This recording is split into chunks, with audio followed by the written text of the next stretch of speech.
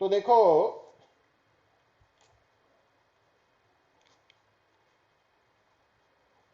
Actually कल आप topic start किया सी ऑप्टिक्स, और थानू दसिया सी कि ऑप्टिक्स दे विच दो मेन ब्रांचेस है, ray optics and wave optics.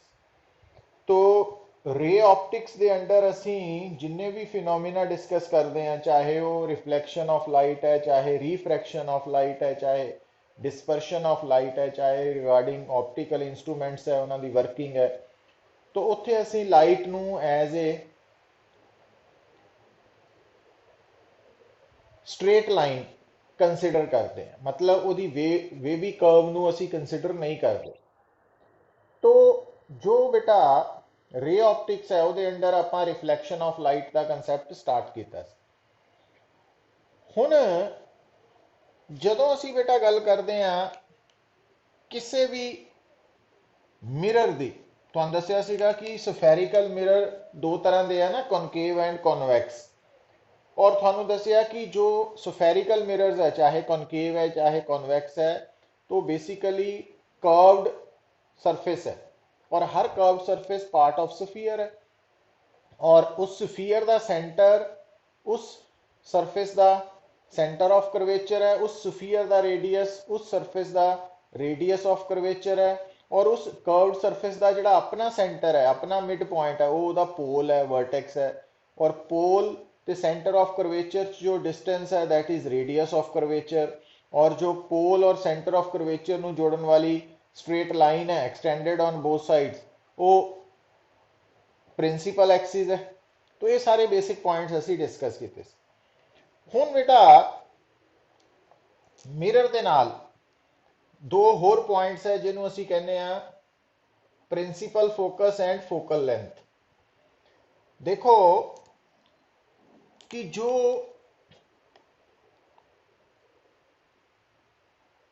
Diagram है,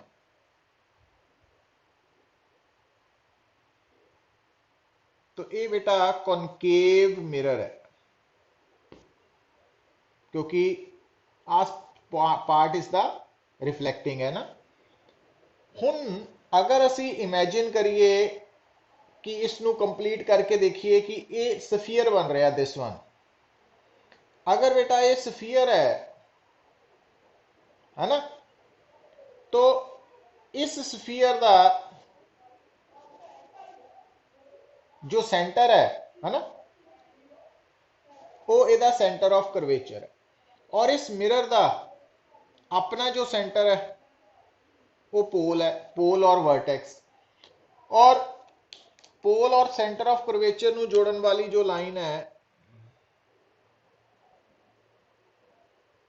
प्रिंसिपल एक्सिस है। हुन बेटा सपोज कि इस मिरर के सामने एक ऑब्जेक्ट प्लेस्ड है।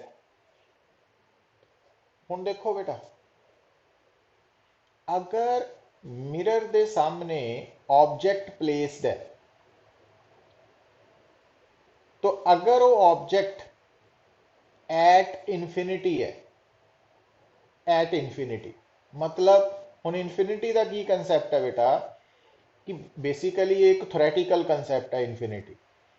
तो एक्चुअली अगर थोड़े सामने एक मिरर है, सपोज उस मिरर की फोकल लेंथ है से 1 मीटर, और उस मिरर के सामने जो ऑब्जेक्ट प्लेस्ड है वो है सपोज 100 मीटर अवे।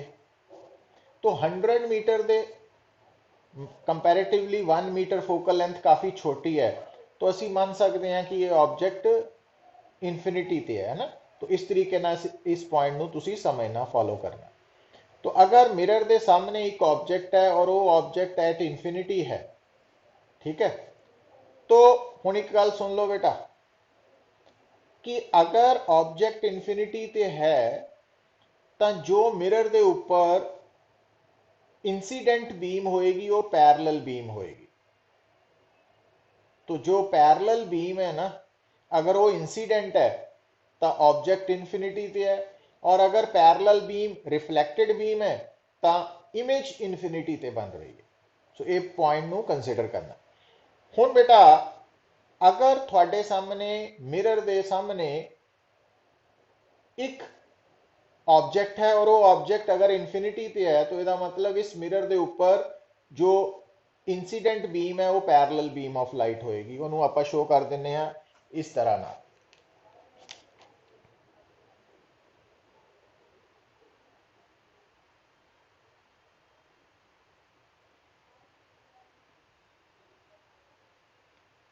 हुण बेटा देखो तो आ जेड़ी रे ऑफ लाइट मिरर के ऊपर इंसीडेंट हो रही है after passing through centre of curvature. कोई भी रे जेड़ी मिरर के ऊपर इंसीडेंट होएगी after passing through radius centre of curvature, वो जो रे है वो हमेशा मिरर ते नॉर्मली इंसीडेंट होएगी। ਇਹਦਾ मतलब आ जी रे है दिस वन ये मिरर ते नॉर्मली इंसीडेंट हो रही है तो ਇਹਦਾ एंगल ऑफ इंसीडेंस जीरो है, तो इस करके एंगल ऑफ रिफ्लैक्शन भी जीरो है और ये उसी रस्ते च वापस आ जाएगी, अपने पाथ ਨੂੰ रीट्रेस करेगी। तो ये वापस आ गए, आ इंसीडेंट है आ रिफ्लैक्टेड हो गई। पर आ जी रे है बेटा क्योंकि ये मिरर ते इंसीडेंट हो रही है पर ये सी चो पास नहीं कर रही, तो इस करके तुसी आ है दा पॉइंट ऑफ इंसीडेंस। तो तुसी इत्थे ए पॉइंट ते मान लो तुसी की ड्रॉ करना, नॉर्मल ड्रॉ करना। हुण जदों तुसी नॉर्मल ड्रॉ करोगे बेटा तो ਉਹਦੇ ਲਈ मतलब किसी भी कर्व्ड सरफेस के ऊपर अगर वो curved surface part of sphere है तो ਉਹਦੇ ऊपर किसी भी पॉइंट पे नॉर्मल ड्रॉ करना, तुसी उस पॉइंट ਨੂੰ ਉਹਦੇ सेंटर ऑफ कर्वेचर नाल जोड़ देना। तो आ बेटा बन गया आई। हुण जो इथों रिफ्लैक्शन होनी है उन्हें लॉ ऑफ रिफ्लैक्शन ਨੂੰ फॉलो करना है ना भी I is equal to are. तो ਇਹਦਾ मतलब ਜਿਹੜੀ ਹੁਣ ਇਸ ए पॉइंट तो रिफ्लैक्शन होनी है तो ਉਹਦੇ अकॉर्डिंगली आ है रिफ्लैक्टेड रे दिस वन। हुण आ जी रिफ्लैक्टेड रे है पुत, तो एक आ रिफ्लैक्टेड रे है और एक आ रिफ्लैक्टेड रे है। आ देखो हुण तुसी की नोट कर रहे हैं आ दोनों रिफ्लैक्टेड रेज कन्वर्ज हो रही हैं इस पॉइंट पे, तो इस पॉइंट पे इमेज बन रही है इमेज। सो ਇਹਦਾ मतलब अगर ऑब्जेक्ट इन्फिनिटी पे है इन्फिनिटी ते तो आ ਉਹਦੀ इमेज है पोजीशन ऑफ इमेज। तो जदों ऑब्जेक्ट इन्फिनिटी ते है तो मिरर के सामने अगर ऑब्जेक्ट इन्फिनिटी ते है तो ਉਹਦੀ जिस जगह ते इमेज बनेगी वो प्रिंसिपल फोकस होएगा ऑन द प्रिंसिपल एक्सिस, तो कैपिटल एफ, और पी और एफ दे विच जो डिस्टेंस है पुत वो फोकल लेंथ होएगी, दैट इज फोकल लेंथ। हुण तुसी आपां प्रूव भी कर सकते हैं बट देखो कि एक्चुअली अपने सिलेबस दे विच बेटा जिन्ने भी मिरर्स है या लेंस आएंगे ना उन्हां दा जो अपर्चर है, अपर्चर का मतलब की हुंदा बेटा देखो कि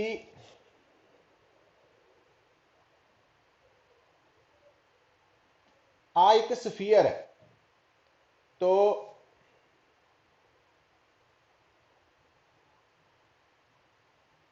सपोज करो आ मिरर है बेटा, दिस इज मिरर, तो आ मिरर इस स्फीयर का पार्ट है, तो आ है इस स्फीयर का डायामीटर।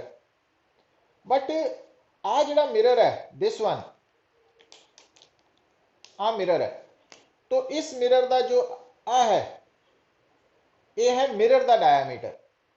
तो आ है मिरर जिस स्फीयर का पार्ट है उसका डायामीटर, दोनों च फर्क आ गया। तो मिरर का अपना डायामीटर जो है वो है aperture, that is known as aperture. हुण बेटा असी जो जिन्ने भी मिरर असी कंसीडर करते हैं अप टू +2 लेवल या फिर कंपटीशन पॉइंट ऑफ व्यू तो वो सारे स्मॉल अपर्चर है।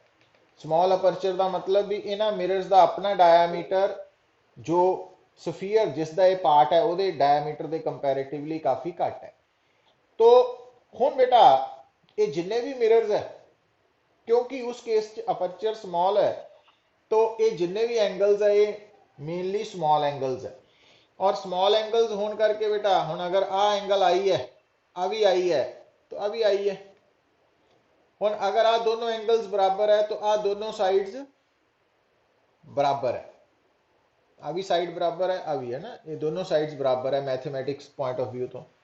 हुन आ डिस्टेंस छोटा होने करके आ साइड एफ ए और एफ पी बराबर है, मतलब F A and F P approximately बराबर है, और आ साइड्स बराबर होने करके इट मीन आ कह देंगे C F and F P बराबर है। हुन अगर आ एफ है तो आ भी एफ ही है, बट पी एंड सी दे विच डिस्टेंस आर है तो 2f के बराबर। तो ये रिजल्ट याद रखना क्योंकि हुन डेरिवेशन तो इस बार है नहीं +2 के अकॉर्डिंगली है ना। तो किसी भी मिरर का जो रेडियस ऑफ करवेचर है वो दी फोकल लेंथ के डबल के बराबर है, या focal length radius of curvature के हाफ के बराबर है। और ये गल जिन्नी कॉनकेव मिरर लिए ट्रू है उन्नी ही कॉन्वैक्स मिरर लिए भी ट्रू है, और उन्नी प्लेन मिरर लिए भी ट्रू है। तो ये पॉइंट्स याद रखने। हुन बेटा ਜਦੋਂ ਆਪਾਂ ਗੱਲ ਕਰ ਰਹੇ ਹਾਂ radius of curvature, focal length, तो ਉਹਨਾਂ ਦਾ ਰਿਲੇਸ਼ਨ ਵੀ ਆ ਗਿਆ ਸਾਡੇ ਕੋਲ, तो ਇਹਨੂੰ ਭੁੱਲਣਾ ਨਹੀਂ। ਹੁਣ ਚਾਹੇ ਇਸ ਵਾਰ 30% ਰਿਡਕਸ਼ਨ ਸਿਲੇਬਸ 'ਚ ਹੋਣ ਕਰਕੇ ਟੌਪਿਕਸ ਬਾਹਰ ਹੋ ਗਏ ਆ, ਬਟ ਕੱਲ ਨੂੰ ਅਗਰ ਕੰਪੀਟੀਸ਼ਨ ਕਲੀਅਰ ਕਰਨਾ ਚਾਹੁੰਦੇ ਆ ਆਪਾਂ, ਉਹਦੀ ਪ੍ਰੈਪਰੇਸ਼ਨ ਕਰਨੀ ਹੈ, तो ਉਹਦੇ ਲਈ ਇਹ ਮਸਟ ਹੈ। दूसरी गल कि ये जो रिजल्ट है ये सारे मिरर्स ਲਈ एप्लीकेबल है, चाहे कॉनकेव है, चाहे कॉन्वैक्स है, चाहे प्लेन है। और थानू दसिया सी भी प्लेन मिरर जो है ना उसका रेडियस ऑफ करवेचर इनफाइनाइट है, ठीक है। तो फोकल लेंथ होंगी है रेडियस ऑफ करवेचर का हाफ। तो यदा मतलब प्लेन मिरर की फोकल लेंथ जो है वो इनफिनिटी है, मतलब क्योंकि इनफिनिटी बाय 2 इनफिनिटी रहनी है तो हाफ नहीं हो जानी। तो ये याद रखना तुसी। हुण बेटा ये तो सी relation between radius of curvature and focal length. और फोकल लेंथ की डेफिनेशन की सी बेटा कि फोकल लेंथ है actually distance between pole and principal focus. और प्रिंसिपल फोकस केड़ा पॉइंट है, it is a point on the principal axis at which image is formed when object is at infinity. तो अगर ऑब्जेक्ट इन्फिनिटी ते है तो उस वक्त प्रिंसिपल एक्सिस ते जिहड़ी इमेज बन रही है इन्फिनिटी वाले ऑब्जेक्ट की वो पोजीशन फोकस है। तो हुण ये तो है रिलेशन आ गया बेटा। हुण इस तो इलावा देखो जदों तुसी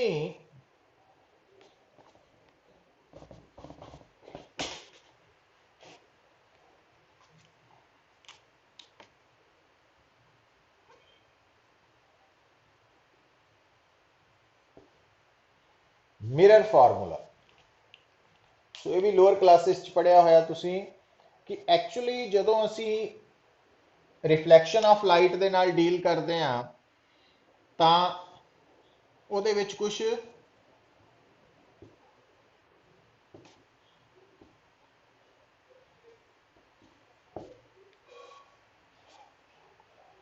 साइन कन्वेंशन है बेटा। तो उन्होंने साइन कन्वेंशन की है कि जदों मिरर के सामने एक ऑब्जेक्ट प्लेसड है तो उस आप नॉर्मली जो ऑब्जेक्ट कंसिडर करना वो पॉइंट ऑब्जेक्ट होना, और वो कितने लाई करना ऑन द प्रिंसिपल एक्सिस। मतलब जो साडा +2 का कंसैप्ट है रिलेशन है ना, वो सारे पॉइंट ऑब्जेक्ट नाल जुड़े हुए हैं। तो अगर किसी मिरर के सामने एक पॉइंट ऑब्जेक्ट प्लेसड है ऑन द प्रिंसिपल एक्सिस तो उस पॉइंट ऑब्जेक्ट की जो दूरी मेजर करनी है वो कितों करनी है, from the pole of the mirror. Mirror के पोल तो दूरी लेनी है। और बेटा साइन कन्वेंशन के अकॉर्डिंगली ये जी दूरी है वो प्लस होएगी माइनस होएगी वो तो बाद की गल है, बट उस तो पहला एक गल याद रख लियो कि जो पॉइंट ऑब्जेक्ट है वो प्रिंसिपल एक्सिस से लाई करेगा, और उस ऑब्जेक्ट की दूरी मेजर करनी है from the pole of the mirror. और उस दूरी नू उस डिस्टेंस नू बेटा तुसी रिप्रेजेंट करना विद सिंबल U। तो रे ऑप्टिक्स दे विच U denotes distance of point object from the pole of mirror, और लेंस भी हो सकता वो बाद की गल। अच्छा दूसरी तरफ जो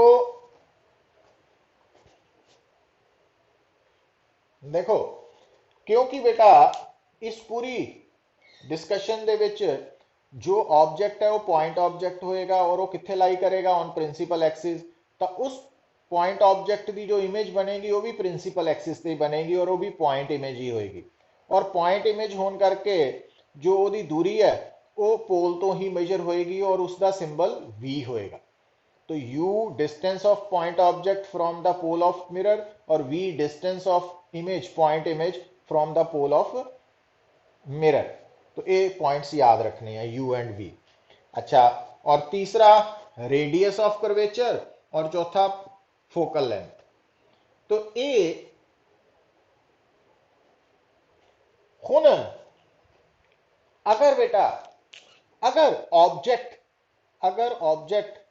पॉइंट ऑब्जेक्ट नहीं है ना, तो उस केस दे विच उस ऑब्जेक्ट दी हाइट होएगी, कुछ लेंथ होएगी।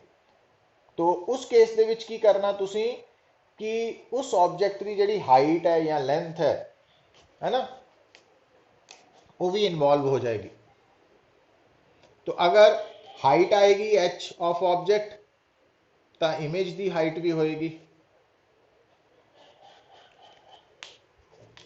हुन इन्हां दा आपस च की रिलेशन है, किस तरह इन्हां नूं स्टडी करना, वो तो आपां गल करनी है। पर उस तो पहला देखो एक पॉइंट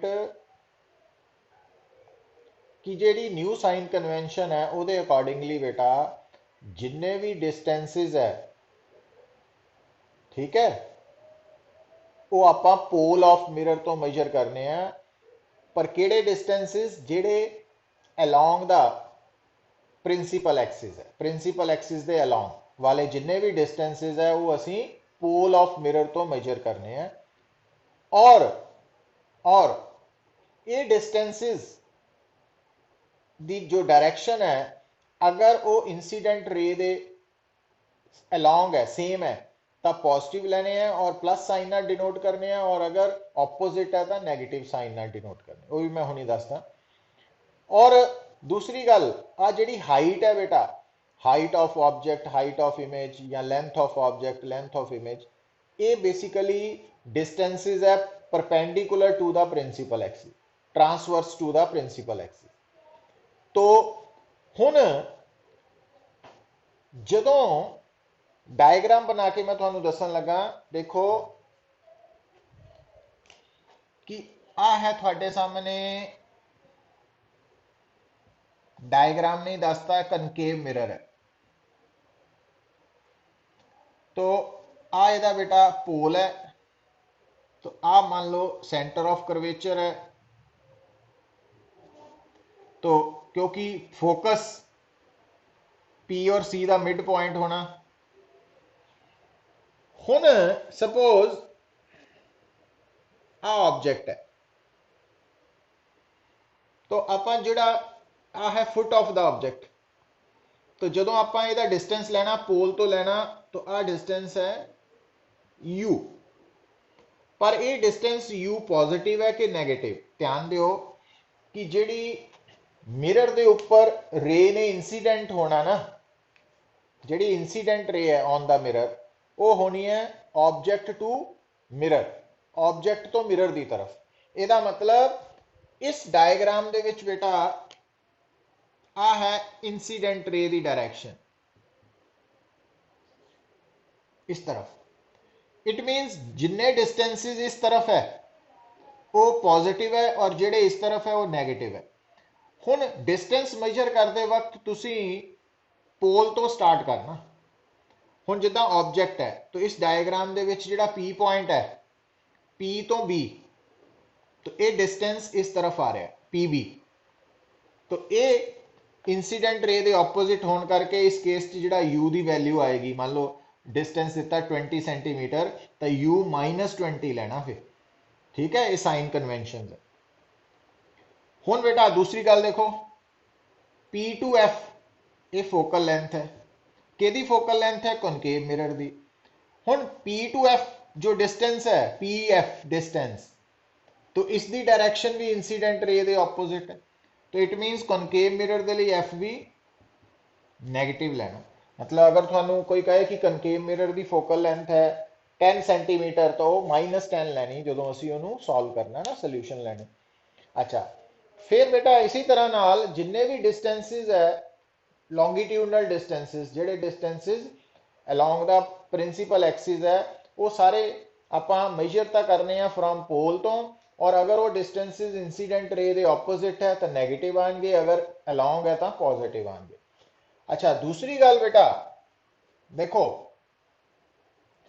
कि रेडियस ऑफ कर्वेचर भी इसी तरह है कि कॉनकेव मिरर के केस च रेडियस ऑफ कर्वेचर है पीसी, सीपी नहीं, पोल तो स्टार्ट करना पीसी, और पीसी की डायरेक्शन भी इंसीडेंट रे के ऑपोजिट है। इस कारण करके हुण ये तो होगी बेटा गल मिरर बारे, है ना। तो हुण ध्यान दियो साइन कन्वेंशनस बारे भी हो गई। हुण देखो जिहड़े डिस्टेंसेस ट्रांसवर्स है, मतलब आ ऑब्जेक्ट की हाइट है h0, हुण ये हाइट उपर नूं है, तो इस हाइट नूं लेना पॉजिटिव, तो अगर हाइट नीचे नूं हुंदी इदां उहनूं लेना सी नैगेटिव। तो ये कन्वेंशनस याद रखनिया। हुण जिद्दां मैं एक गल होर दस देना तुहानूं कॉन्वैक्स मिरर दे नाल, कि जो कॉन्वैक्स मिरर है बेटा,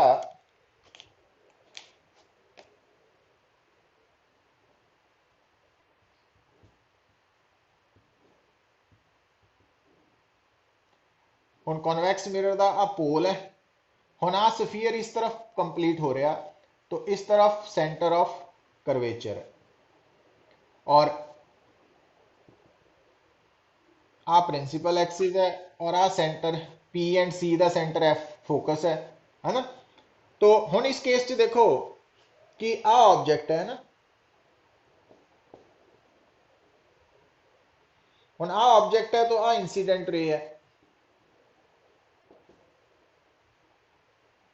तो अगर आ इंसीडेंट रे है पुत्र, ऑब्जेक्ट तो मिरर की तरफ भेजनी है इंसीडेंट रे, तो आ जी ऑब्जेक्ट है और आ मिरर है, तो आ डायरेक्शन पॉजिटिव है।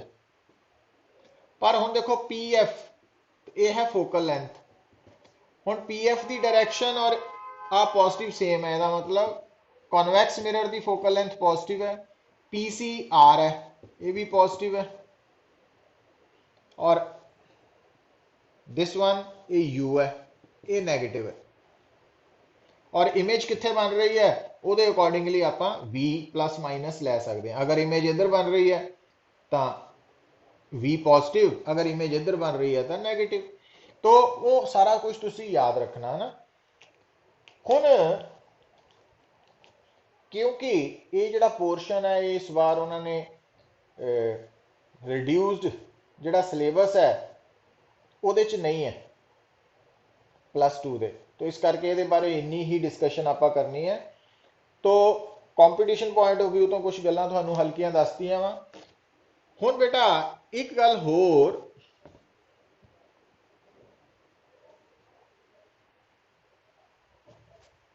देखो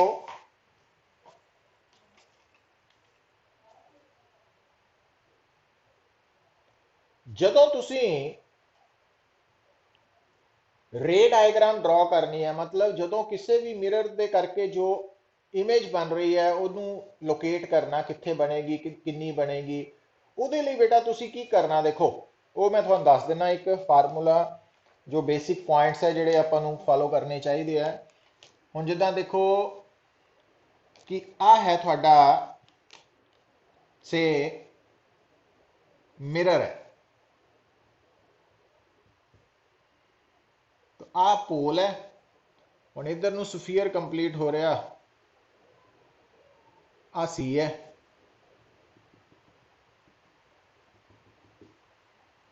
आ एफ है, ठीक है। हुण एफ पी और सी का मिड पॉइंट ये प्रूव किया होया याद ही रखनी तुसीं। हुण मान लो बेटा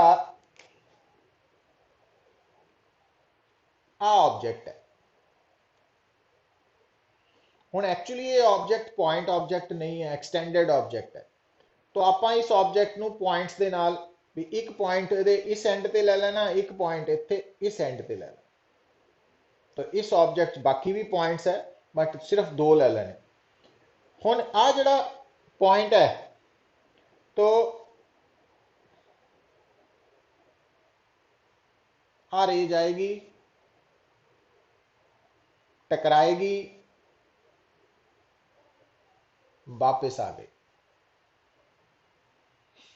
हुण बेटा आ जिहड़ा पॉइंट है, ये तो भी क्योंकि ये पॉइंट है, तो पॉइंट तो जिहड़ियां रेज निकलनियां काफ़ी लिखनियां, पर आपां जिहड़ा उपर वाला पॉइंट है ये तो एक रे भेजनी है पैरलल टू प्रिंसीपल एक्सिस। जिहड़ी भी रे प्रिंसीपल एक्सिस दे पैरलल है उन्हें आफ्टर रिफ्लैक्शन फोकस चो पास करना।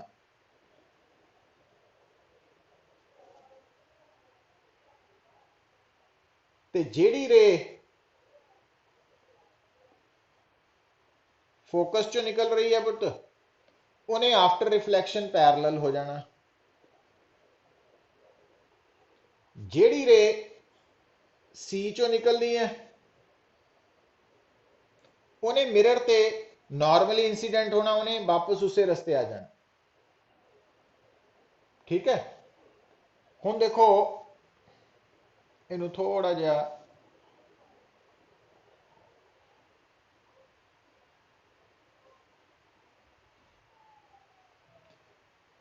एक दो तीन, तो इस पॉइंट तो तीन रेज भेजनियां आपां, और ये तीनों रेज आफ्टर रिफ्लैक्शन जिस कॉमन पॉइंट इत्थे आ रही हैं, तो इत्थे एक्चुअली मीट कर रही हैं, तो इत्थे बनेगी रियल इमेज, और आ बन गया थोड़ा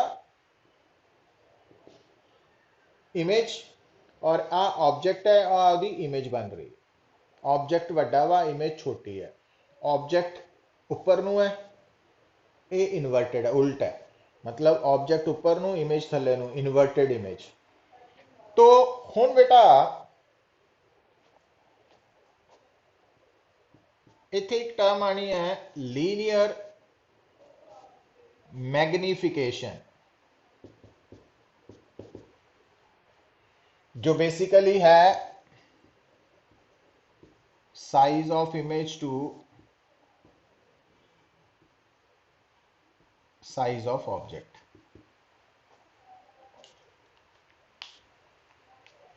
हुण बेटा तो लीनियर मैग्निफिकेशन है size of image over size of object. हुण अगर आप इनू सॉल्व करिए, सॉल्व नहीं करना इत्थे है ना, सिंपली रिजल्ट्स लिखने हैं। तो हुण देखो इस एग्जाम्पल क्योंकि image with respect to object inverted है, उल्टा है, तो एम की वैल्यू नेगेटिव आएगी। एम की वैल्यू नेगेटिव है। अगर इमेज भी इदा ही होंगी उपर नू जिदा ऑब्जेक्ट है, फिर एम की वैल्यू पॉजिटिव आनी सी। ठीक है, तो हुण इत्थे बेटा जो u आ है, दिस वन है u, ये नेगेटिव है, और आ है v, ये भी नेगेटिव है। ठीक है, तो जो m है ना मिरर दे केस वो माइनस वी बाई यू है, तो m is minus v by u. तो m की वैल्यू size of image over size of object तो भी निकल आएगी। m की वैल्यू डायरैक्ट भी दी हो सकती है सानू। ठीक है, तो m की वैल्यू माइनस वी बाई यू तो भी निकल आएगी।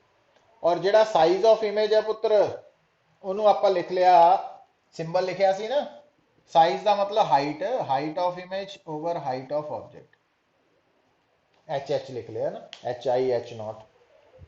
पर एच आई और एच नॉट की वैल्यू ਨੂੰ सबस्टिट्यूट करते वक्त ਤੁਸੀਂ ਕੀ ਕਰਨਾ ਵਾ, ਪ੍ਰੋਪਰ ਸਾਈਨ ਕਨਵੈਨਸ਼ਨਸ ਲੈਣੀਆਂ ਵਾ। ਹੁਣ ਜਿੱਦਾਂ ਇਸ ਡਾਇਗਰਾਮ ਦੇ ਵਿੱਚ जो एच आई है वो नेगेटिव है और एच नॉट की वैल्यू प्लस पुट होनी है ना। तो मीनस ये जिन्ने भी फार्मूलाज आप लिख रहे हैं इन्हों के प्रॉपर साइन कन्वेंशन यूज करके इन्हों यूज करीदा वा। बट क्योंकि ये हम साडा सिलेबस का पार्ट नहीं है रेगूलर का +2 का, इस करके इनू आप ज़्यादा डिटेल च डिस्कस नहीं कर। हुण बेटा आप नैक्सट टॉपिक जिथे शिफ्ट हो रहे हैं, जो साडा सिलेबस का पार्ट भी है इस बार, तो वो है मुकुल।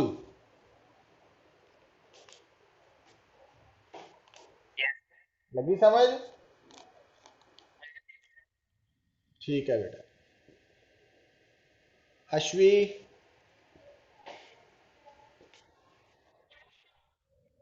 लगी है समझ?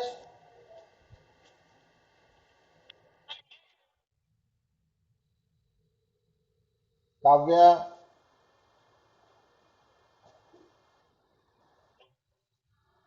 नवरोज,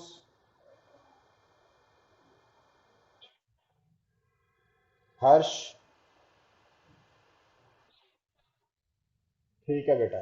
हूँ इदा करो, मैं मीटिंग, देखो बेटा,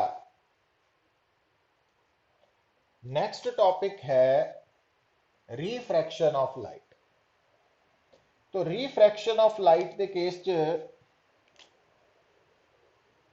सब तो पहला तुसी नोट करो, जो बेसिक रिक्वायरमेंट है जो थानू जिथों आप स्टार्ट करते हैं और पता होना चाहिए, वो है बेटा कि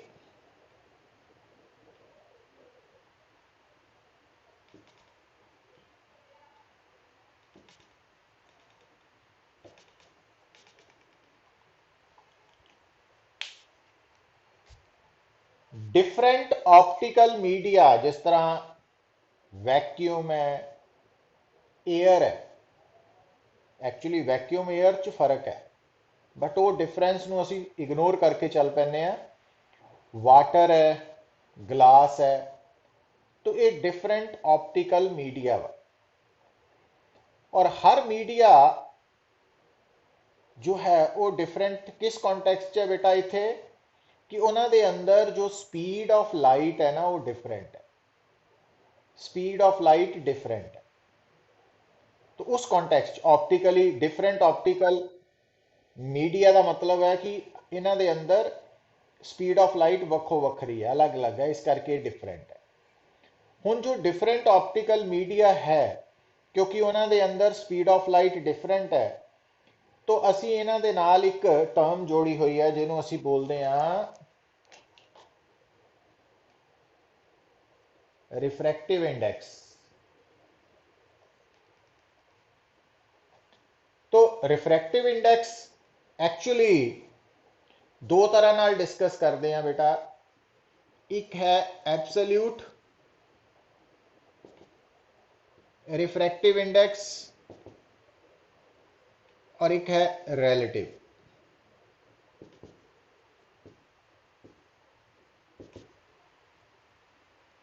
एब्सोल्यूट रिफ्रैक्टिव इंडेक्स च असी की करते हैं, तो इन शॉर्ट कल्ले रिफ्रैक्टिव इंडेक्स का मतलब एब्सोल्यूट रिफ्रैक्टिव इंडेक्स ही ज़्यादातर समझा जाता है। बट दोनों को क्लीयर करो कि अगर एक पर्टिकुलर मीडियम है, सिंगल मीडियम है, तो उस मीडियम के रिफ्रैक्टिव इंडेक्स को निकालना वा, तो आपां एक तो speed of light in vacuum पता होनी चाहिए है, दूसरा उस मीडियम के अंदर स्पीड ऑफ लाइट पता होनी चाहिए, और दोनों की रेशो ले लेनी है, आंसर आ जाना।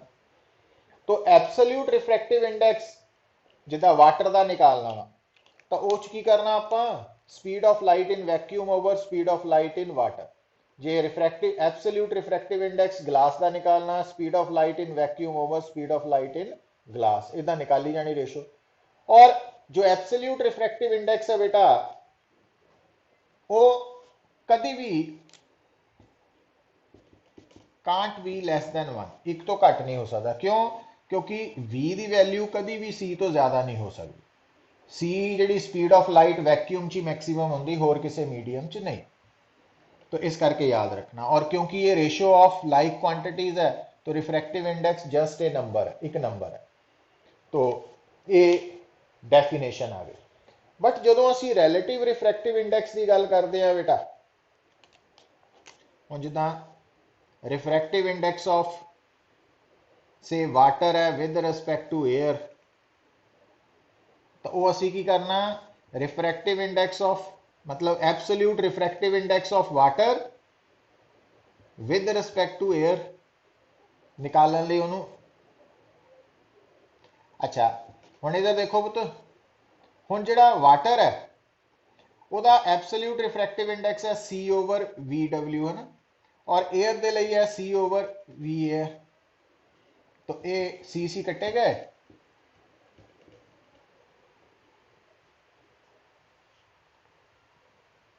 ठीक है, तो इस तरीके दे नाल तुसी कैलकुलेशन कर सकते हैं।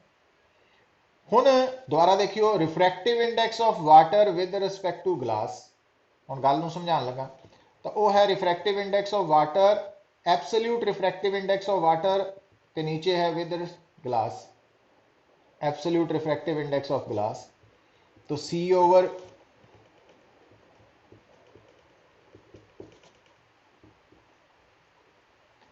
हुण बेटा इत्थे जिहड़ी वेलोसिटी ऑफ लाइट है इन एयर, वो वेलोसिटी ऑफ वाटर नालों ज़्यादा वा ना, इन वाटर नालों, इस करके इत्थे वैल्यू ग्रेटर दैन 1 है। बट इत्थे velocity of light in glass velocity of light in water नालों घट हुंदी है। तो ਇਹਦਾ मतलब ਤੁਸੀਂ ਕੀ ਨੋਟ ਕਰਦੇ ਆ ਕਿ ਜਿਹੜਾ ਰਿਲੇਟਿਵ ਰਿਫਰੈਕਟਿਵ ਇੰਡੈਕਸ ਹੈ ਉਹ ਇੱਕ ਤੋਂ ਜ਼ਿਆਦਾ ਵੀ ਹੋ ਸਕਦਾ, ਇੱਕ ਤੋਂ ਘੱਟ ਵੀ ਹੋ ਸਕਦਾ। तो ये हुण कंसैप्ट्स याद रखने तुसी, है ना। तो जिहड़ा एब्सोल्यूट रिफ्रैक्टिव इंडेक्स है वो तो हमेशा एक या एक तो ज़्यादा होएगा, एक होएगा वैक्यूम लई, बाकी सब दे लई ग्रेटर दैन 1 नहीं होएगा, कभी एक तो घट नहीं होएगा। बट जिहड़ा रिलेटिव रिफ्रैक्टिव इंडेक्स है वो एक तो ज़्यादा घट हो सकता, वो रिलेटिव मीडियम ते डिपेंड करेगा। तो ये तो एक पॉइंट है जिहड़ा तुहानू बेसिकली समझ होनी चाहिए, है ना। हुण एक्चुअली बेटा देखो,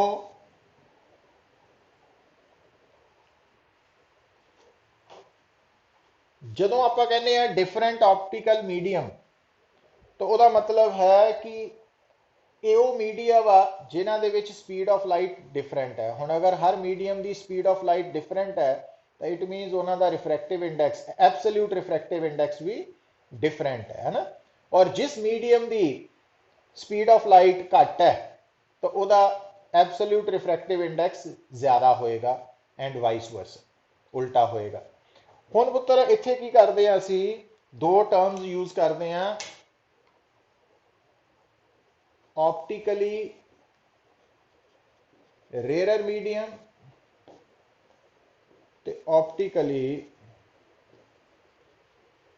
डेंसर मीडियम।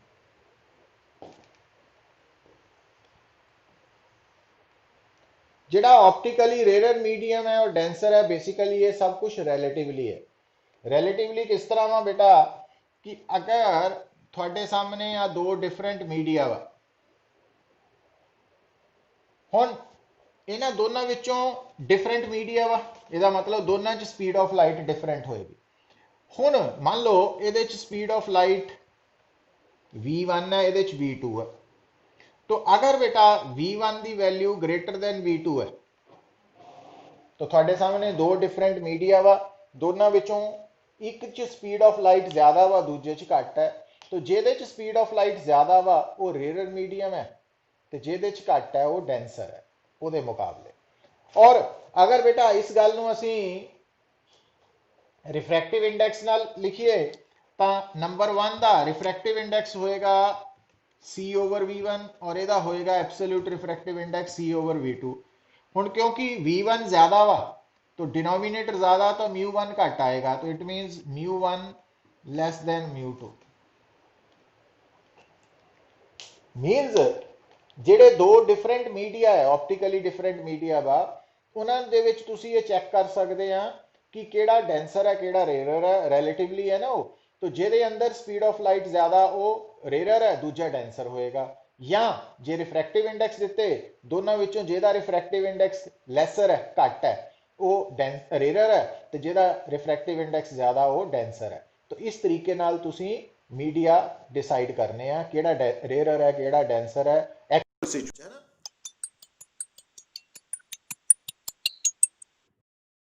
हाँ जी महाराज। हाँ जी फैज साहब की हाल है? Good morning. गुड मॉर्निंग, की हाल है? वधिया। पढ़ाते तो नहीं पे? हाँ काम आ। अच्छा नहीं मैं ठहर के कर लूँ, कोई गल नहीं। मैं क्यों जब वेले होंगे फिर मैंने करो। मैं आप ही कर। हाँ जरूरी तो नहीं? नहीं कोई जरूरी नहीं है। चल ठीक है, फिर मैं 12:20 ते करूँ तेन। हाँ कोई गल नहीं, मैं उधर बड़ा डिस्कस करना है। हाँ कोई नहीं, कोई मैं कर। हुण देखो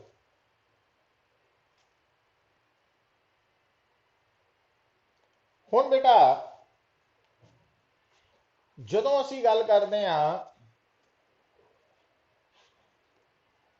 ਰੀਫ੍ਰੈਕਸ਼ਨ ਆਫ ਲਾਈਟ ਦੀ, ਹੈ ਨਾ, ਤਾਂ ਰੀਫ੍ਰੈਕਸ਼ਨ ਆਫ ਲਾਈਟ ਦੇ ਵਿੱਚ ਜਿਹੜੀ ਲਾਈਟ ਹੈ,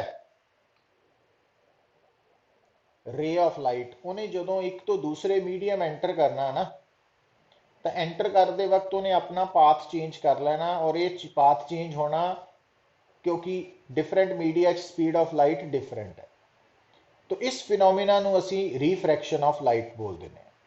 तो रीफ्रैक्शन ऑफ लाइट ਦੇ ਵਿੱਚ दो डिफरेंट मीडिया इन्वॉल्व होने हैं। तो एक इंसीडेंट मीडियम होना ਜਿਹਦੇ ਚ रे ऑफ लाइट इंसीडेंट हो रही है, दूजा रिफ्रैक्टिंग मीडियम होना। तो ਜਿਹੜਾ रिफ्रैक्टेड मीडियम है, तो उस गल ਨੂੰ ਤੁਸੀਂ ਇਦਾਂ एक्सप्लेन कर सकते पुत्र कि अगर ऊपर नंबर 1 मीडियम है, नीचे नंबर 2 मीडियम है, तो ਇਹਦਾ रिफ्रैक्टिव इंडेक्स μ1 है, ਇਹਦਾ μ2 है। तो इस मीडियम च स्पीड ऑफ लाइट v1 है, ਇਹਦੇ ਚ v2 है। ਹੁਣ जो आ है रे ऑफ लाइट इंसीडेंट हो रही, ਹੁਣ आ इंसीडेंट हो रही है, मतलब आ रे एक तो दूजे मीडियम वाल जा रही है, बाउंड्री ते आ रही है ना। तो ਜਿਹੜੀ ਰੇ ਬਾਉਂਡਰੀ ਤੇ ਆਏਗੀ, ਕਿਹੜੀ ਬਾਉਂਡਰੀ ਤੇ? ਇੰਟਰਫੇਸ ਤੇ ਆਏਗੀ ਜਿਹੜਾ ਦੋ ਡਿਫਰੈਂਟ ਮੀਡੀਆ ਨੂੰ ਸੈਪਰੇਟ ਕਰ ਰਿਹਾ, ਤਾਂ ਆ ਵਾਲੀ इंसीडेंट रे है। तो इस करके इस डायग्राम च नंबर 1 ਜਿਹੜਾ ਉਹ ਤੁਹਾਡਾ इंसीडेंट मीडियम है, याद रखना। ਹੁਣ आ है पॉइंट ऑफ इंसीडेंस। तो आ पॉइंट ऑफ इंसीडेंस है पुत। तो इत्थे अगर आपां आ नॉर्मल ड्रॉ कर लिया, आ नॉर्मल लाइन है बाउंड्री दे। हुण आ है एंगल ऑफ इंसीडेंस। तो आ जिहड़ा एंगल ऑफ इंसीडेंस है ये आपां नोट कर लिया।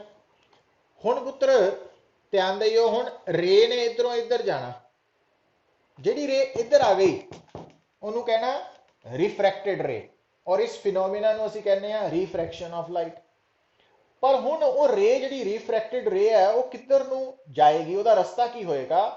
ਉਹਦੇ ਲਈ ਤੁਹਾਨੂੰ ਦੇਖਣਾ ਪੈਣਾ ਪੁੱਤ ਕਿ ਇਹਨਾਂ ਦੋਨਾਂ ਵਿੱਚੋਂ ਕਿਹੜਾ ਰੇਅਰ ਹੈ, ਕਿਹੜਾ ਡੈਂਸਰ ਹੈ। ਆ ਹੈ इंसीडेंट मीडियम, आ है रिफ्रैक्टेड मीडियम। ਤੇ ਉਹਦੇ ਨਾਲ ਤੁਹਾਨੂੰ ਇਹ ਤਾਂ ਪਹਿਲੀ ਪਾर्ट हो गया ना। ਹੁਣ ਦੂਜਾ ਦੇਖਣਾ ਪੈਣਾ ਕਿ ਇਹਨਾਂ ਵਿੱਚੋਂ ਰੇਅਰ ਕੌਣ ਹੈ, ਡੈਂਸਰ ਕਿਹੜਾ। तो मान लो आ रेयर है, आ डेंसर है। तो ਜਦੋਂ भी बेटा रे ऑफ लाइट रेयर तो डेंसर की तरफ जाती है, तो वो अपना रास्ता कितना चेंज करती है कि वो बेंड हो जाती है टूवर्ड्स द नॉर्मल। तो आ रिफ्रैक्टेड रे है, आ इंसीडेंट है। तो आ एंगल ऑफ रिफ्रैक्शन है, ध्यान रखना, है रिफ्लैक्शन नहीं, रिफ्रैक्शन, एंगल ऑफ रिफ्रैक्शन। हुण बेटा हुण देखो, हुण आ रे और आ रे, मतलब आ वाली रे इत्थों ही इहदा ही हिस्सा वा। तो इस करके इन्हां दोनों की फ्रीक्वेंसी सेम है, पर इस रे की वेलोसिटी v1 है और ਇਹਦੀ वेलोसिटी बदल गई है। तो जदों भी कोई लाइट वेव एक तो दूसरे मीडियम एंटर करती है ना, तो ਉਹਦੀ वेलोसिटी च फर्क पैना, पर फ्रीक्वेंसी अनचेंज रहनी। एक बारी वेव पैदा हो गई, कोई भी वेव एक बारी once it has been produced, तो वो हमेशा ਉਹਦੀ फ्रीक्वेंसी ਉਹੀ रहनी है, क्योंकि ਜਿਹੜੀ फ्रीक्वेंसी ऑफ वेव है ना वो सोर्स के नाल कनेक्टेड है। तो सोर्स ने जिन्नी फ्रीक्वेंसी की वेव पैदा करती, तो उस तो बाद वो वेव की फ्रीक्वेंसी नहीं बदलनी, चाहे मीडियम बदलते रहन। हाँ, स्पीड बदल सकती है, जिदा इत्थे देख रहे हैं। तो जदों इंसीडेंट रे दूजे मीडियम च एंटर करके रिफ्रैक्टेड हो गई, तो दोनों की वेलोसिटी बदल गई, है ना। फ्रीक्वेंसी नहीं बदलनी, फ्रीक्वेंसी सेम रहनी, वेलोसिटी बदल गई। अच्छा, वेलोसिटी के बदलने नाल वेव लेंथ भी बदल जानी बेटा। तो वेव लेंथ च भी फर्क पैना। वो क्यों? क्योंकि जी वेलोसिटी होंगी है ना, वो न्यू लैम्डा, तो न्यू तो सेम रहना। ਇਹਦਾ मतलब जो वेलोसिटी ज़्यादा होगी तो वेवलेंथ भी ज़्यादा, वेलोसिटी घट है तो वेवलेंथ भी घट होगी। तो यह है रिगार्डिंग रिफ्रैक्शन के बारे। हुण अगला क्वेश्चन जिहदा आपां आंसर करना कि ये जो एंगल ऑफ इंसीडेंस है तो एंगल ऑफ रिफ्रैक्शन है, तो इन्हां दा आपस च की रिलेशन है बेटा, है ना। तो आ इंसीडेंट मीडियम है, तो इंसीडेंट मीडियम का रिफ्रैक्टिव इंडेक्स है μ1, आ रिफ्रैक्टेड मीडियम है, ਇਹਦਾ रिफ्रैक्टिव इंडेक्स है μ2। आ इंसीडेंट मीडियम है, ਇਹਦਾ एंगल ऑफ इंसीडेंस आई है, तो इस आई ਨੂੰ ਦਾ ਲੈ ਲੈਣਾ साइन आई, तो साइन आई लैके ਉਹਨੂੰ μ1 ਨਾਲ ਮਲਟੀਪਲਾਈ ਕਰਨਾ, इस एंगल ऑफ इंसीडेंस ਦਾ साइन लैके ਉਹਦਾ ਨੂੰ μ1 ਨਾਲ ਮਲਟੀਪਲਾਈ करना, और ਇਹਦਾ है r, ਉਹਦਾ साइन लैके r ਦਾ साइन लैके ਉਹਨੂੰ μ2 ਨਾਲ ਮਲਟੀਪਲਾਈ करके इक्वेट कर देना, तो ये बन जाना, this is known as Snell's law. ਇਹਨੂੰ ਅਸੀਂ ਕਹਿੰਦੇ ਆ फर्स्ट लॉ ऑफ रिफ्रैक्शन। तो जो सैकेंड लॉ ऑफ रिफ्रैक्शन है वो तो सिंपल ही है बेटा कि जो इंसीडेंट रे है, रिफ्रैक्टेड रे है, नॉर्मल है, they all lie in the same plane. अच्छा हुन देखो ਜਦੋਂ ਅਸੀਂ ਆ ਗੱਲ ਕਰ ਰਹੇ ਹਾਂ स्नेल्स लॉ ਦੀ, है ना, ਇਹਦੇ ਚ ਧਿਆਨ ਦਿਓ बेटा, क्योंकि आ दो मीडिया डिफरेंट ਜਿਹੜੇ ਹੈ ਇਹ ਫਿਕਸਡ ਹੈ, मतलब फिक्सड इन द सेंस कि एक बारी दो मीडिया डिसाइड हो गए तो μ1 μ2 फिक्स हो गया। तो हुन इस केस च μ1 μ2 फिक्सड है, तो अगर तुसी आई दी वैल्यू नु इनू देखो ध्यान नाल, sine i by sine r, ये बन जाना μ2 ओवर μ1, इनू आपां इदां लिख सकते हैं ना। हुन इत्थे 2 जिहड़ा वा वो है रिफ्रैक्टेड मीडियम, ते 1 है इत्थे इंसीडेंट मीडियम, ते sine i over sine r की वैल्यू जिहड़ी है वो है refractive index of refracted medium with respect to incident medium. और दो आ जिहड़े मीडिया वा एक बारी डिसाइड हो गए, वो फिक्स हो गए, इसका मतलब आ वैल्यूज फिक्सड है। तो अगर आ साइड कांस्टेंट है, फिक्स है, तो इट मीनस जो तुसी आई नू बदलोगे, आई नू वधाओगे पुत, तो अगर आई नू इंक्रीज करोगे तो साइन आई की वैल्यू भी इंक्रीज करू, तो अगर न्यूमीरेटर इंक्रीज करूगा तो डिनोमीनेटर नू भी इंक्रीज करना पैना ताकि रेशो कांस्टेंट रहे गिवन मीडिया लिए। तो इसका मतलब आई दे इंक्रीज करने नाल आर वधदा वा। तो ये याद रखना कि जो एंगल ऑफ इंसीडेंस है वो इंक्रीज करने नाल एंगल ऑफ रिफ्रैक्शन ने हमेशा इंक्रीज करना। पर यह गल आपां अलग कर ली है कि अगर थोड़ी इंसीडेंट रे जो है वो रेयर तो डेंसर की तरफ जा रही है तो रिफ्रैक्टेड रे टूवर्ड्स द नॉर्मल बेंड करेगी, और अगर ये जा रही है इंसीडेंट रे डेंसर टू रेयर तो वो अवे फ्रॉम नॉर्मल बेंड करेगी। मतलब भी अगर आ डेंसर है, आ रेयर है, तो हुण इस केस अगर आ इंसीडेंट रे है पुत्र, है ना, तो ये रे इदा बेंड, मतलब तो आर आ होएगा तो आई आ। हुण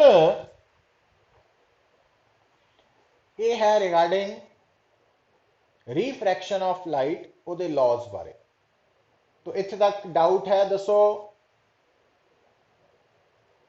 काव्या?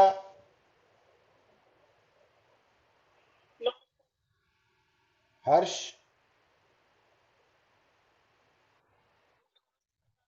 मुकुल? नवरोज? अश्वी?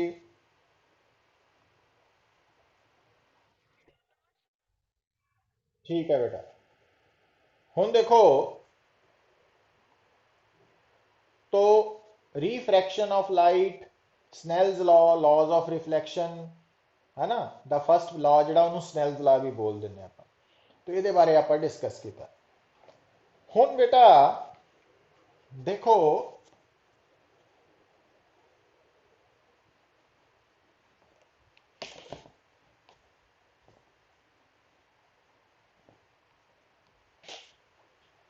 एक आ रिजल्ट भी तुसी याद रख लेना,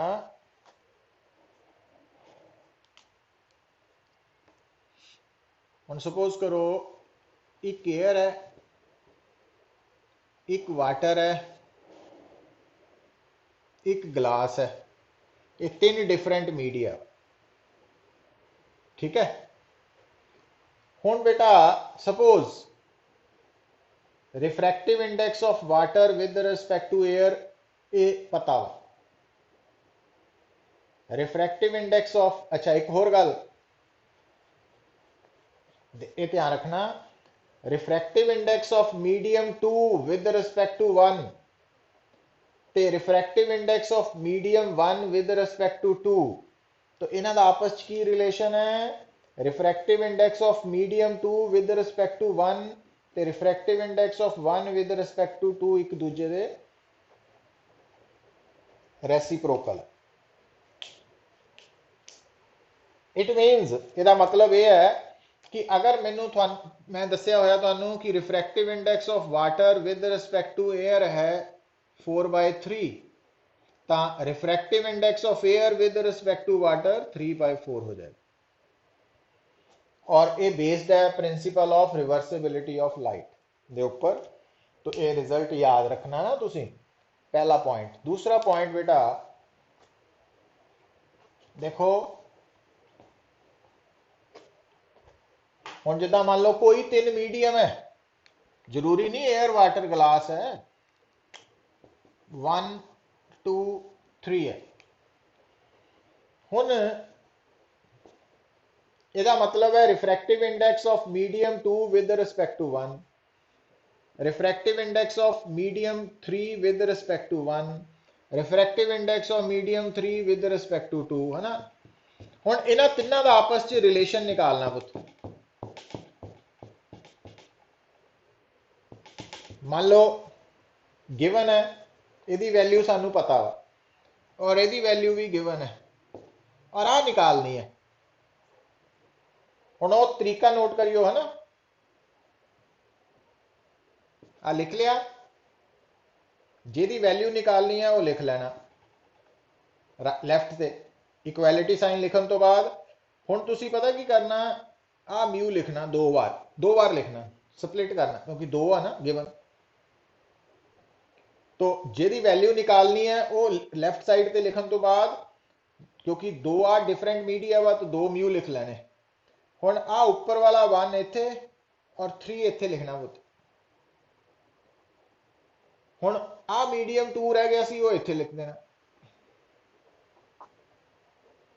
ठीक है, हुण देखो आ वैल्यू थानू पता वा और आ वैल्यू भी पता, आ भी गिवन है, आ भी गिवन है, तो आ आंसर आ जाएगा।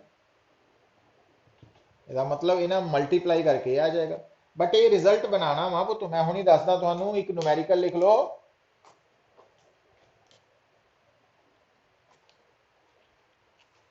देखो मतलब इस कंसैप्ट नू तुसी किद्दां यूज करना। लिखो refractive index of water with respect to, refractive index of water with respect to air is 4/3,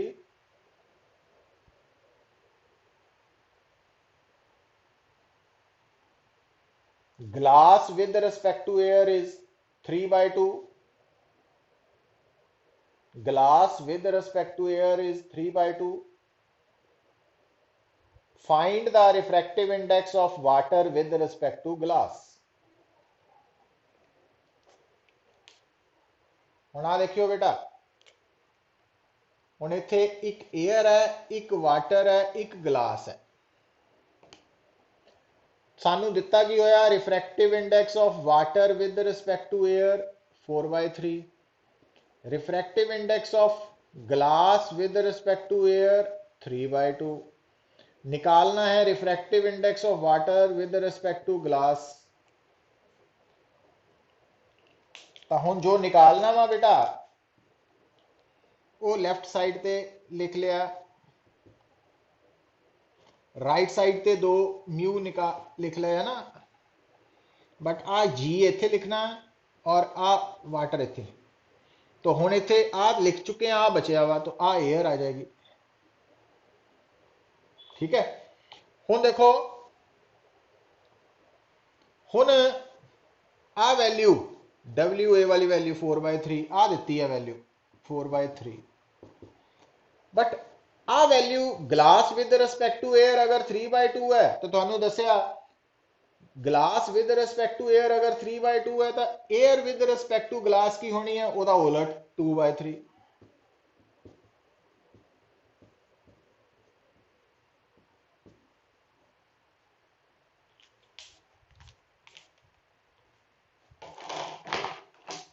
तो क्लियर हुई गल बेटा मुकुल?